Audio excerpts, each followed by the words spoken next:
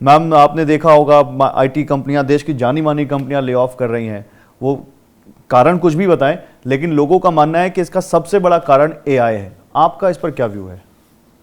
देखिए, AI can be a reason कुछ roles के लिए। टिपिकली क्या होता है, साल के इस समय जब हम अप्रेजल प्रोसेस ख़त्म करते हैं तो परफॉर्मेंस लोगों की पता चलती है, तो एक कर्व में good performers, medium performers, poor performers निकलते हैं। इस समय मार्केट्स जो हैं थोड़ी सी स्लो भी चल रही हैं। सो जो ले ऑफ अगर इस समय कुछ हो रहे हैं, they are, I would say, poor performers के ले ऑफ्स हैं। They are layoffs which are connected more with the changing cycle of the market. So जो स्किल्स जो है बहुत अलग, मतलब that can not be the entirely the reason why people jobs are going. India में भी अब AI का असर जॉब मार्केट पर दिख रहा है और वाकई एआई धीरे धीरे लोगों की जॉब खा रहा है।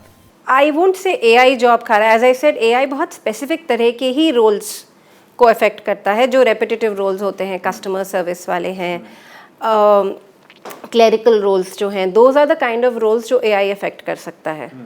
AI will not affect roles जहाँ पे इंटेलेक्चुअल कैपेबिलिटी की रिक्वायरमेंट होती है।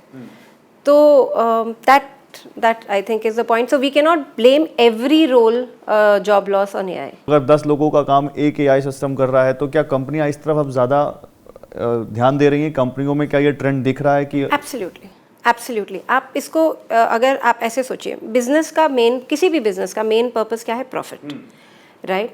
हमारे कॉस्ट क्या होते हैं? ऑपरेशनल कॉस्ट है, ह्यूमन कॉस्ट है, फिक्स्ड कॉस्ट, इंफ्रास्ट्रक्चर कॉस्ट है। अब उसके अंदर अगर मैं 100 लोगों का काम एक सिस्टम से करवा सकती हूँ, तो that is in my interest, right?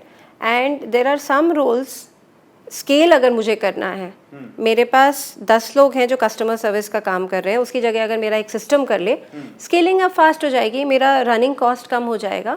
So obviously AI will help every business and every business will want that. Scale करने के लिए सबको चाहिए, सर्विस इंडस्ट्री में भी चाहिए।